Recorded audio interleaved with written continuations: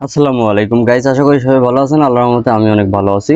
তো গাইস, বরাবরের মতো আরো একটি ভিডিও নিয়ে আপনাদেরকে সবাইকে স্বাগতম।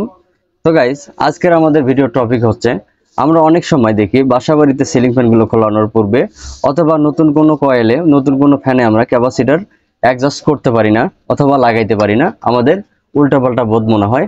তো আমরা ক্যাপাসিটরগুলো কিভাবে সঠিক নিয়মে লাগাবো, আজকের ভিডিওটা কিন্তু সেই নিয়ত। আশা করি বন্ধুরা আপনারা আমাদের ভিডিওটি কন্টিনিউ দেখবেন। আশা করি আপনারা এই ভিডিও দেখার পূর্বে ফ্যানের যে কোনো সিলিং ফ্যানের আপনারা ক্যাপাসিটর লাগিয়ে নিতে পারবেন। তো গাইস, সর্বপ্রথম আপনাদেরকে ডায়াগ্রাম স্বরূপ দেখানোর চেষ্টা করব। তো গাইস, আমরা এখানে দুইটি কয়েলের চিত্র অঙ্কন করব। আমরা এইভাবে একটি কয়েল নিয়ে নিব, আবার আমরা এখান থেকে আরেকটি কয়েল চিত্র অঙ্কন করব। এটি আমাদের হবে হচ্ছে স্টার্টিং কয়েল, আর এটি আমাদের হচ্ছে রানিং কয়েল।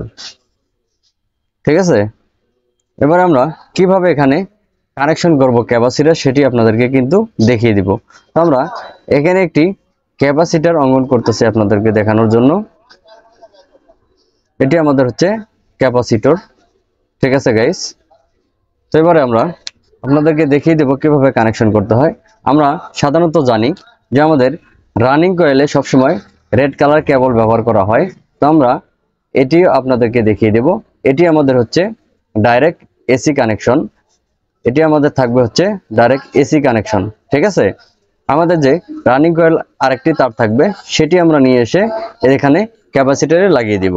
দেখতে পারতেছেন আমরা যেভাবে এটিতে লাগিয়ে দিয়েছি।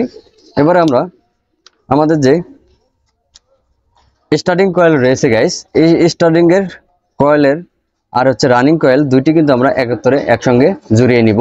নেওয়ানোর পূর্বে আমরা একটি এসি লাইন বের করব। এবারে অপর প্রান্ত থেকে আমরা যে রেড কালার তারটি থাকবে রানিং কয়েল, সেখান থেকে আমরা একটি তার নিয়ে ক্যাপাসিটর দিয়ে নেব, আরেকটি অবশিষ্ট তার নিয়ে আমরা স্টার্টিং কয়েলের এখানে দিয়ে নেব। দেখতে পারতেছেন। এবারে আমরা যেটি করব, আমাদের যে এখানে এই যে রেড কালার কেবলটি রয়েছে গাইস ক্যাপাসিটরে, সেখান থেকে আমরা আরেকটি তার নিয়ে আমরা সরাসরি এখানে এসি কানেকশন বের করে নিয়ে নেব। ঠিক আছে গাইস, এটিও আমাদের কিন্তু এসি কানেকশন, আর আমাদের হচ্ছে এটিও কিন্তু আমাদের এসি কানেকশন। ঠিক আছে, এই দুটি আমাদের এসি কানেকশন হবে। তো আপনারা সব সময় চেষ্টা করবেন এসি যে লাইন রয়েছে গাইস, সেই লাইনটি আমরা দুই কয়েলের এক প্রান্তে একটি লাগিয়ে নিব, আর হচ্ছে স্টার্টিং কয়েল আর হচ্ছে রানিং কয়েলের, ঠিক আছে, এই রানিং কয়েলে আমরা আরেকটি এসি কানেকশন দেওয়ার চেষ্টা করব। ঠিক আছে গাইস, তাতে দীর্ঘ সময় আমাদের ফ্যানটি চলবে। এবারে আমরা আপনাদেরকে দেখিয়ে দিব কোন কয়েলে কত ওহমস দেখাতে পারে। তো আমরা সর্বপ্রথম এখানে স্টার্টিং কয়েলে দেখিয়ে দিব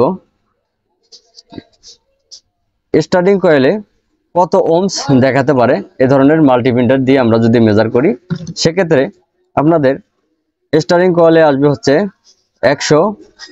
150 থেকে 180 পর্যন্ত। ঠিক আছে, 80 ওহমস।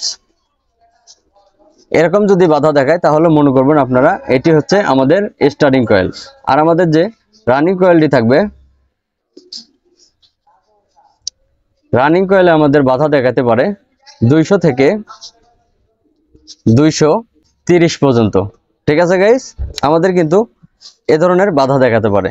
তো এবারে আমরা চলে যাব আমাদের আবার সেই কাঙ্ক্ষিত ফ্যানের দিকে। আমরা এবারে সঠিকভাবে কিভাবে কানেকশন করা যায় সেটি আপনাদেরকে দেখিয়ে দিব। গাইস, আমরা আবারও পূর্বের ন্যায় ফ্যানটি এখানে নিয়ে আসলাম। এটিতে আমরা দেখব আসলে কিভাবে সঠিক নিয়মে কানেকশন করা যায়, সেটি আপনাদেরকে দেখিয়ে দিব। আমরা এখানে 4টি লুপ পাচ্ছি, আপনাদেরকে কিন্তু আমরা খাতার মধ্যে দেখিয়ে দিয়েছিলাম ডায়াগ্রাম স্বরূপে। আমাদের যে রানিং কয়েল, এটি হচ্ছে আমাদের রানিং কয়েল গাইস। এই যে আমাদের রেড কালারটি, এই দুটি আমাদের হচ্ছে রানিং কয়েল। ঠিক আছে, আর আমাদের ভিতরেরটি হচ্ছে এই যে স্টার্টিং কয়েল।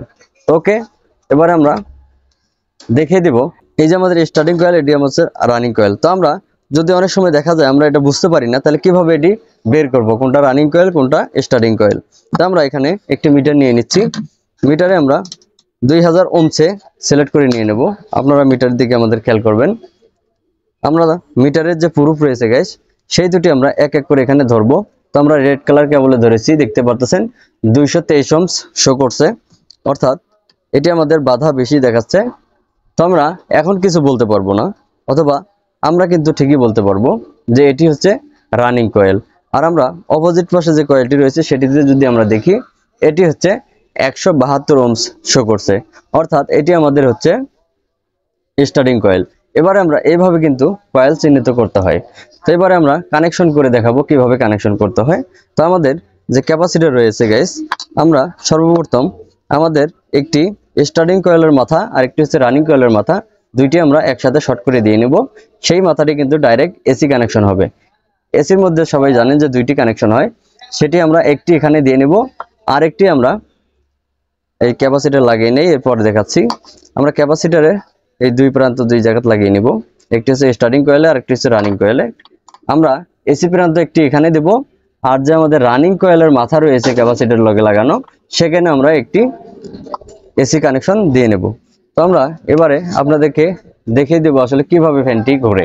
তো আমরা এখানে একটি ধরবো, আর ডাইরেক্ট এসি যে স্টার্টিং কয়েল আর রানিং কয়েল একলগে করেছিলাম সেখানে একটি ধরবো। গাইস দেখতে পাচ্ছেন ফ্যানটি আমাদের কিন্তু ঘুরতেছে। যদি ফ্যানটি উল্টো ভাবে ঘুরতো তাহলে আমরা এখানে এই যে কালো কেবলটি রয়েছে অথবা ব্লু কালার কেবলটি, সেটি খুলে এখানে লাগিয়ে দেব, আবার এই কেবলটি এখান থেকে খুলে আমরা এখানে লাগিয়ে দেব, তাহলে কিন্তু আমাদের ফ্যানটি কিন্তু সঠিক নিয়মে ঘুরবে। তো গাইস আশা করি আপনারা বুঝতে পেরেছেন। যদি আপনাদের কোথাও বুঝতে অসুবিধা হয় তাহলে আমাকে কমেন্ট করে জানাতে পারেন, আশা করি আপনাদেরকে বোঝানোর চেষ্টা করব। তো গাইস ভালো থাকবেন সবাই, আবারও দেখাবো অন্য কোনো ভিডিও নিয়ে। তো আমার এই ভিডিওটি এই পর্যন্তই, ভালো থাকবেন সবাই, আল্লাহ হাফেজ।